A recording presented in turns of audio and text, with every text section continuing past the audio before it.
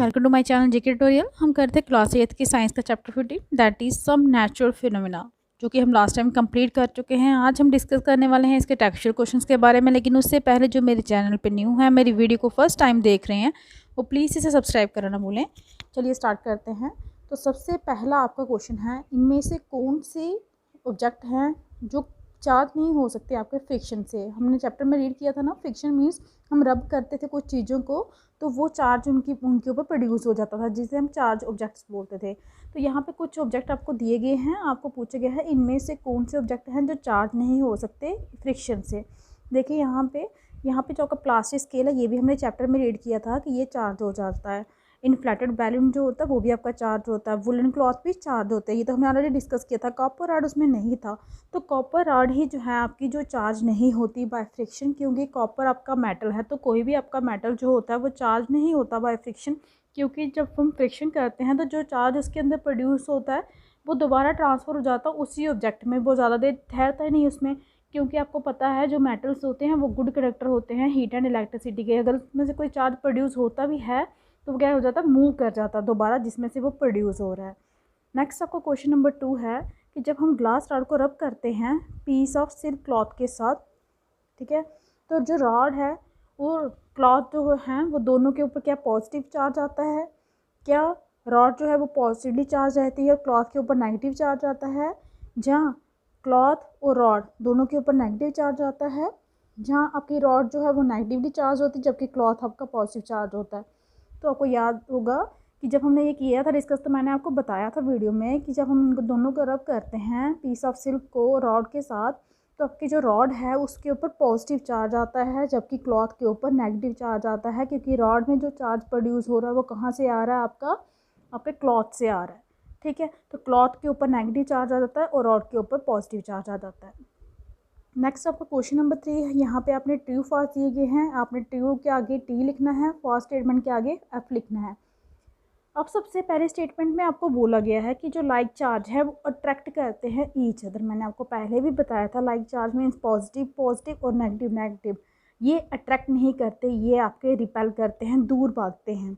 और unlike charges जो होते हैं जैसे कि पॉजिटिव नेगेटिव नेगेटिव पॉजिटिव, ये एक दूसरे को क्या करते हैं, अट्रैक्ट करते हैं। तो इसलिए आपकी स्टेटमेंट जो पहले वाली है ये फॉल्स है, क्योंकि लाइक चार्ज अट्रैक्ट नहीं करते, रिपेल करते हैं।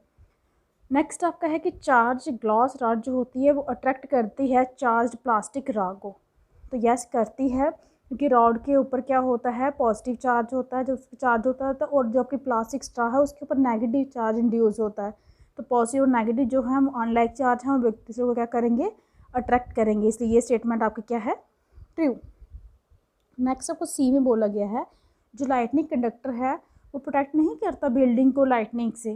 तो हमने चैप्टर में ऑलरेडी डिस्कस किया था कि लाइटनिंग कंडक्टर का यूज़ ही इसलिए होता है कि बिल्डिंग को प्रोटेक्ट किया जा सके लाइटनिंग से। तो ये स्टेटमेंट भी आपकी क्या हो गई, फॉल्स हो गई।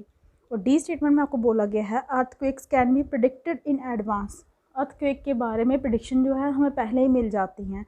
तो ये स्टेटमेंट आपकी बिल्कुल फॉल्स है, क्योंकि हमें नहीं पता होता अर्थक्वेक कब होगा, कहाँ होगा, इसके बारे में किसी को कोई भी प्रिडिक्शन नहीं होती, कोई जानकारी नहीं होती। नेक्स्ट आपका क्वेश्चन नंबर 4 है कि कई बार हमें क्रैकलिंग की साउंड आती है जब हम कपड़े उतारते हैं, जो स्वेटर जो भी विंटर में लगाते हैं उतारते हैं, तो आपको क्रैकिंग की साउंड आती है। इवन की लाइट भी आपको दिखाई देती है कि बार अंधेरे में अगर होके, तो क्यों, ये आपने एक्सप्लेन करना है। देखिए नॉर्मली जो स्वेटर होता है वो किसका बना होता है, वूल का। और बाकी जो इनर क्लॉथ होते हैं वो किसके बने होते हैं, कॉटन के या सिंथेटिक फाइबर्स के। तो जब इन दोनों में आपस में क्या होती है, फ्रिक्शन होती है, तो कोई static charge means fix charge जो है वो आ जाता है किसके ऊपर, स्वेटर के ऊपर। और जब हम उस स्वेटर को उतारते हैं तो एक इलेक्ट्रिक डिस्चार्ज होता है, क्योंकि वहाँ उसमें से चार्ज हटेगा ना, क्योंकि दोनों के बीच का जो लिंक था वो हट गया, दोनों के बीच की अट्रैक्शन ख़त्म हो रही है। तो एक इलेक्ट्रिक डिस्चार्ज होता है किसमें, स्वेटर में और बॉडी में, जिसका रिजल्ट क्या होता है, स्पार्क भी निकलते हैं और आपकी क्रैकिंग की साउंड भी आती है। नेक्स्ट आपका क्वेश्चन नंबर 5 है कि आपको एक्सप्लेन करना है क्यों जो चार्ज बॉडी है वो लूज़ कर देती है उस अपना चार्ज जब हम उसे टच करते हैं अपने हैंड से। ये हमने चैप्टर में भी किया था कि जब हम किसी चार्ज बॉडी को टच करते हैं अपने हाथों से तो वो अपना उसका जो चार्ज होता है वो लूज़ हो जाता है, मीन्स वो डिस्चार्ज हो जाती है बॉडी। क्यों होती है? देखिए जो ह्यूमन बॉडी होती है वो गुड कंडक्टर होता है इलेक्ट्रिसिटी का। जब चार्ज बॉडी जो है वो लूज़ कर देती है चार्ज, जब वो किसी ह्यूमन बॉडी के टच में आती है, क्यों? क्योंकि चार्ज जो है वो ट्रांसफ़र हो जाते हैं हम में, उस ऑब्जेक्ट से चार्ज कहाँ पे ट्रांसफ़र हो जाते हैं? हमारे में। और हम कहाँ पे खड़े होते हैं? अर्थ पे। तो वो चार्ज डायरेक्टली कहाँ पे चला जाता है? In the earth. तो ये जो प्रोसेस है ट्रांसफरिंग जो होती है चार्जेस की एक चार्ज बॉडी से अर्थ में, उसे हम कहते हैं अर्थिंग। ये भी मैंने आपको बताया हुआ है चैप्टर में कि जो प्रोसेस होती है ट्रांसफ़र होने की चार्जेस की, वो भी एक बॉडी से दूसरी बॉडी में, उसे हम क्या कहते हैं? दूसरी बॉडी में नहीं, सॉरी, अर्थ में, उसे हम अर्थिंग कहते हैं। नेक्स्ट आपका क्वेश्चन नंबर 6 है, नेम बताना उस स्केल का जिसको डिस्ट्रक्टिव एनर्जी जो है अर्थक्वेक की जिससे मेज़र की जाती है। मीन्स आपको बताना है अर्थक्वेक को किससे मेज़र किया जाता है, और earthquake measure 3 on this scale. अगर अर्थक्वेक का मेजरमेंट 3 है उस स्केल पे, तो would it be recorded by seismograph? क्या हम उसे सिस्मोग्राफ से रिप्रेजेंट कर सकते हैं, रिकॉर्ड कर सकते हैं? आपको एक चीज़ बता दें, रिक्टर स्केल के साथ भी अर्थक्वेक को मेज़र किया जाता है एक और डिवाइस, दैट इज सिस्मोग्राफ। इससे भी आप अर्थक्वेक को मेज़र किया जाता है। तो is it likely to cause much damage? तो अगर मेज़रमेंट 3 है स्केल के ऊपर, रिक्टर स्केल के ऊपर अर्थक्वेक की, तो क्या उससे कोई नुकसान होगा, कोई डैमेज होगा?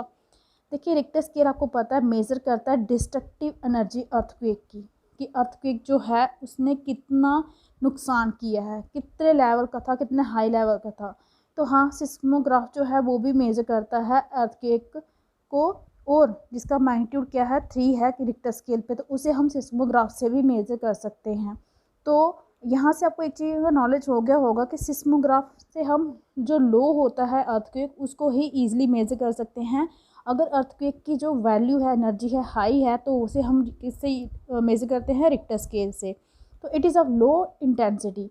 अब आपने देखा ये तो 3 रीडिंग दे रहा है रिक्टर स्केल पे, इसकी इंटेंसिटी बहुत ही कम है, इसलिए ये कोई ऐसा नुकसान ज़्यादा नहीं कर सकता। नेक्स्ट आपको क्वेश्चन नंबर 7 है, कोई मेजर बताइए जिससे हम प्रोटेक्ट कर सकते हैं खुद को, वो भी लाइटनिंग से। आपको मैंने ये भी बताया था कि लाइटनिंग से भी बहुत सारी डिस्ट्रक्शन होती हैं। कौन कौन से सेफ्टी मेजर हम कर सकते हैं जब लाइटनिंग होती है? तो सबसे पहले ओपन स्पेस जो है लाइटनिंग के टाइम पे वो डेंजरस है, कोई ना कोई कवर आपने ढूंढना है जब बिल्डिंग के अंदर जाना है। थंडर स्टॉर्म जो होती है वो इंडिकेशन होती है कि आप चले जाएं किसी सेफ प्लेस के लिए, क्योंकि थंडर स्टॉर्म से आपको पता चल जाता है कि लाइटनिंग भी होने वाली है। वंस थंडरिंग स्टॉप, अगर एक बार थंडरिंग स्टॉप हो जाए तो फिर आप निकल सकते हैं ओपन प्लेस पे, लेकिन जब तक थंडरिंग ख़त्म नहीं हो आपको ओपन स्पेस में नहीं जाना। नेक्स्ट क्वेश्चन नंबर 8 है कि आपको एक्सप्लेन करना है क्यों जो चार्ज्ड बैलून होते हैं वो रिपेल हो जाते हैं दूसरे चार्ज बैलून से, जबकि एक अनचार्ज बैलून जो होता है वो अट्रैक्ट होता है दूसरे चार्ज बैलून से। ठीक है, देखिए 2 चार्ज बैलून हैं, उनके ऊपर सेम चार्ज होंगे। जो भी 2 बैलून अगर चार्ज हुए हैं उनके ऊपर सेम चार्ज होगा, जहाँ तो उनके ऊपर पॉजिटिव पॉजिटिव चार्ज होगा, जहाँ तो उनके ऊपर नेगेटिव नेगेटिव चार्ज होगा। तो ये जो लाइक चार्ज हैं ये रिपेल करते हैं एक दूसरे को, ये भी हमें पता है। तो इसीलिए जो चार्ज बैलून हैं वो क्या करते हैं? रिपेल करते हैं एक दूसरे को। जबकि अनचार्ज बैलून जो है, जब हम उसको चार्ज के बैलून के पास लाएंगे तो अनचार्ज बैलून के अंदर क्या होगा? अपोजिट चार्ज होता है। ठीक है, अगर चार्ज वाले के ऊपर पॉजिटिव है तो जो अनचार्ज होगा उसके ऊपर नेगेटिव होगा। अगर अनचार्ज के ऊपर पॉजिटिव है तो चार्ज वाले के ऊपर नेगेटिव, कुछ ना कुछ चार्ज होगा, अपोजिट चार्ज होंगे। और हमें पता जो अपोजिट चार्ज होते हैं वो क्या करते हैं? अट्रैक्ट करते हैं। इसलिए जो चार्ज बैलून है वो अट्रैक्ट करता है अनचार्ज बैलून को। नेक्स्ट आपको क्वेश्चन नंबर 9 है, आपको डिस्क्राइब करना है with the help of A diagram, वो इंस्ट्रूमेंट बताना है जिसको हम यूज़ करते हैं डिटेक्ट करने के लिए किसी भी चार्ज बॉडी को, जिसको हम यूज़ करते हैं ये चेक करने के लिए कि कोई जो ऑब्जेक्ट है, कोई बॉडी जो है उसके अंदर चार्ज है या नहीं है।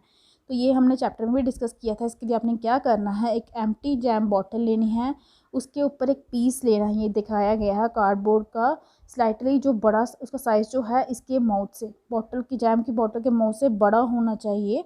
फिर क्या करना है, आपने एक होल बनाना है इसमें, कार्डबोर्ड में इस तरह से होल बनाना है कि जो मेटल पेपर क्लिप है वो इसमें इंसर्ट कर सके। ये इंसर्ट की गई है मेटल पेपर क्लिप।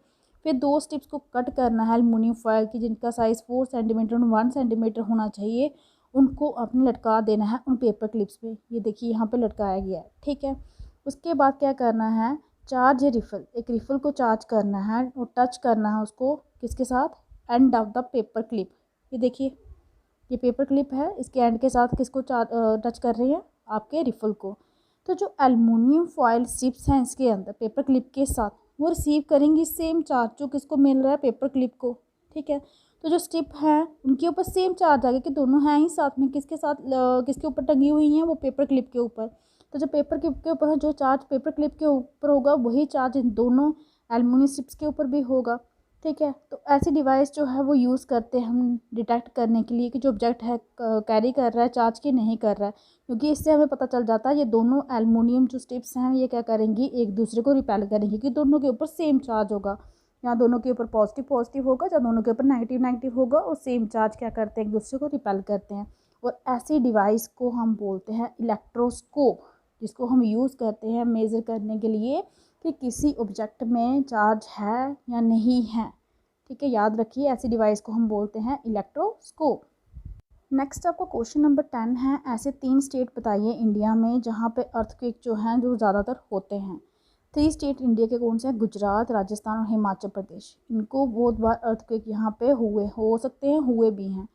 इंडिया में जो एरिया जो ज़्यादा नुकसानदायक, जहाँ ज़्यादा चांसेस होते हैं आपके अर्थक्वेक के, वो है Kashmir, western central Himalaya, whole of north east, run of Kutch, Rajasthan and the Indo Gangetic plain. कुछ एरिया जो साउथ एरिया के इंडिया के हैं वो भी इसी डेंजर जोन में आते हैं। ठीक है, सबसे पहले याद रखिए अर्थक्वेक कहाँ कहाँ स्ट्राइक कर चुका है, गुजरात, राजस्थान, हिमाचल प्रदेश। और इंडिया में कौन से जो एरिया हैं जो खतरे के अंडर रहते हैं अर्थक्वेक के, Kashmir, western and central Himalaya, whole north east, run of Kutch, Rajasthan and the Indo Gangetic plain. और कुछ एरिया जो साउथ इंडिया के हैं वो भी इसी डेंजर जोन में आते हैं। नेक्स्ट आपका क्वेश्चन नंबर 11 है, सपोज कीजिए आप घर से बाहर हो और अर्थक्वेक हो जाता है, तो कौन से प्रिकॉशन आपको लेने चाहिए कि आप खुद को प्रोटेक्ट कर सको। ये अभी हमने चैप्टर में डिस्कस किया हुआ है कि जब अर्थक्वेक होती है तो हमें कौन कौन से प्रिकॉशन लेने चाहिए। हमें सबसे पहले क्या करना है, कोई क्लियर सेफ प्लेस ढूंढना है जो बिल्डिंग से दूर हो, ट्री से दूर हो और ओवरहेड पावर लाइन से भी दूर हो, और हमें लेट जाना है ग्राउंड के ऊपर। ठीक है, अगर हम कार में हैं, जब बस में हैं, तो हमें बाहर नहीं निकलना, ड्राइवर से कहना है कि धीरे धीरे कार को ऐसे स्पॉट पे ले जाए यहाँ पे इन ट्रैमर्स जो तब तक आपको बाहर नहीं आना जब तक ये झटके रुकते नहीं हैं। तो ऐसे स्पॉट पे लेके जाना है जो दूर हो बिल्डिंग से, ट्रीज से, पावर लाइन से। ठीक है, जो ये प्रिकॉशन आपको लेने चाहिए अगर अर्थक्वेक आ जाता है तो। नेक्स्ट आपका क्वेश्चन नंबर 12 है कि जो वेदर डिपार्टमेंट है वो प्रिडिक्ट करता है कि जो थंडरस्टॉर्म है वो होने वाला है, कुछ दिन पहले ही बता देते हैं। तो सपोज़ आप कहीं चले गए उस दिन, तो आपने कैरी किया है अम्ब्रेला, क्या होगा एक्सप्लेन कीजिए। देखिए, अगर थंडरस्टॉर्म होने वाला है तो हमने ऑलरेडी डिस्कस किया हुआ है चैप्टर में भी कि ऐसी चीज़ें जो मेटल की बनी हो उसे तो लेना साथ में ज़रूरी ही नहीं, अच्छा ही नहीं है। तो अम्ब्रेला जो लेना है साथ में वो गुड आइडिया नहीं हो सकता ड्यूरिंग थंडरस्टॉर्म। क्यों? क्योंकि जब थंडरस्टॉर्म होती है तो स्पीड होती है विंड की, वो इतनी ज़्यादा होती है कि वो आपके मेटल अम्ब्रेला को भी क्या ले जाती है, उड़ा के ले जाती है। साथ में थंडरस्टॉर्म के साथ लाइटनिंग भी हो सकती हैं। और आपने देखा होगा कि आपके अम्ब्रेला का जो हैंडल होता है वो मोस्टली मेटल का बना होता है, और जब लाइटनिंग हो रही हो तो ऐसी चीज़ों को हम अपने पास नहीं रखना चाहिए जो मेटल की बनी हुई हो। ठीक है, तो इसके साथ ही जो आपके टेक्सचुअल क्वेश्चन है इस चैप्टर के 15 के वो कंप्लीट होते हैं। आई होप कि आपको अच्छे से समझ आ गए होंगे। अगर आपको मेरी वीडियो अच्छी लगी हो तो प्लीज़ इसे लाइक कीजिए, शेयर कीजिए, चैनल को सब्सक्राइब कीजिए, ताकि आपको मेरी जो लेटेस्ट वीडियो है वो टाइम टाइम मिलती रहे। आज के लिए इतना ही, थैंक यू।